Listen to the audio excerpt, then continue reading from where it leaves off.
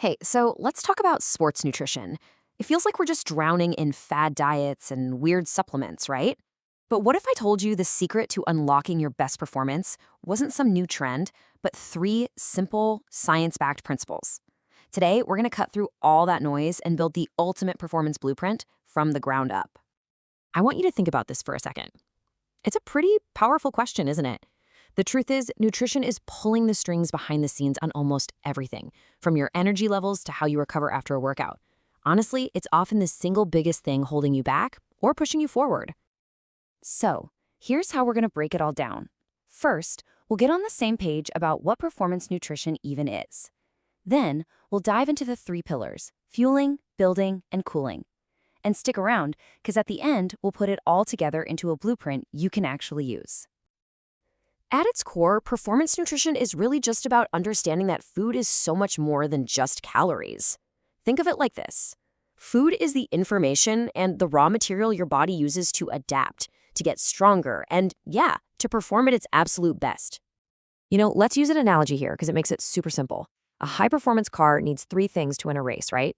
It needs high-octane fuel, a seriously skilled repair crew, and a powerful cooling system. Well, your body is no different. If you can master these three systems, you'll be absolutely amazed at what you can do. Okay, so let's start with the fuel. Pillar number one. A race car is not getting off that starting line without some high-octane gasoline. And for your body, that premium fuel is carbohydrates. They're the most efficient, the most effective energy source for your muscles when you're working hard. So where does your body actually store all this fuel? Well, when you eat carbs, your body packs it away as something called glycogen in two main fuel tanks. You've got a big tank right in your muscles for quick, on-demand energy, and a smaller one in your liver that helps keep your blood sugar stable. And here's the cool part.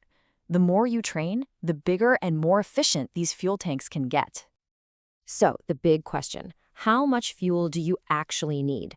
Well, as you can probably guess, it's not a one-size-fits-all deal. Your needs go up directly with how much you're training. Somebody working out for an hour a day needs way less than an endurance athlete putting in hours and hours. This is exactly why just copying a pro's diet almost never works. You have to fuel the work you're actually doing. But hold on, it's not just about how much fuel you have, it's also about the type of fuel. And this is key, when you use it. We can basically split carbs into two groups based on how fast they give you energy, which is called the glycemic index. Fast-acting carbs, those are for a quick jolt of energy during or right after a workout. The slow-release kind, that's for sustained energy, perfect for a few hours before you get going. Timing is everything. Okay, you've crossed the finish line. The race is over, and your engine is pretty worn down. Now it's time for the pit crew to come in and work their magic. That's our second pillar, protein. Its main job isn't really about fuel, it's all about repairing the muscle damage that exercise causes and then building it back even stronger. So, how much protein do you need at one time? Well, the research points again and again to this number. It seems that getting about 25 to 30 grams of protein in a single meal is the sweet spot for maxing out muscle protein synthesis. That's just the fancy term for the process of rebuilding muscle. Piling on more than that in one sitting doesn't really seem to add much extra benefit for muscle growth. And just like with our fuel, quality really, really matters. This PDCAS score, think of it like a quality rating for protein. A perfect 1.0 score means that protein gives you all the essential building blocks, the amino acids that your body can't make on its own.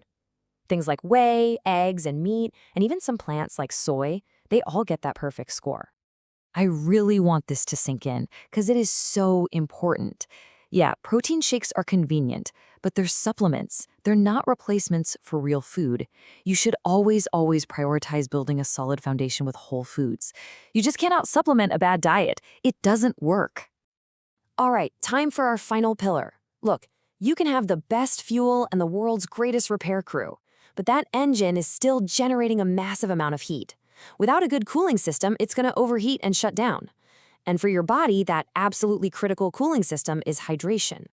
This number, it might not look like much, but I promise you, in the world of performance, it is absolutely huge. Just let that sink in for a second. For a 150-pound athlete, that's only about 3 pounds of water loss. But that tiny amount of dehydration makes your blood thicker, it forces your heart to work way harder, and it jacks up your core body temperature. The bottom line, everything feels harder. It is one of the fastest ways to completely sabotage a good performance. So, have you ever wondered why sports drinks have salt in them? It's not just for flavor. Sodium plays a few critical roles in hydration. First, it keeps you thirsty, so you actually want to keep drinking. Second, it helps pull water from your gut into your bloodstream faster. And finally, it helps your body actually hold on to that fluid instead of just peeing it right out. It's a key player during those long, sweaty workouts. So, there we have it. We've looked at the fuel, we've looked at the repair crew, and we've checked on the cooling system. Now let's bring these three pillars together into a simple, straightforward strategy you can start using like today. Here it is, your performance blueprint in 3 simple steps. First, fuel your engine with the right carbs for your training load. Second, build and repair with those 25 to 30 gram doses of high-quality protein throughout the day. And third, hydrate, so your cooling system never fails you. If you can master these 3 pillars, you will master your performance. And really, it all comes down to this. You ask so much from your body when you train and compete. It's an incredible machine. So the question you have to ask yourself is, are you respecting that machine? Are you giving it the premium fuel, the expert maintenance, and the powerful cooling it needs to perform at its absolute best?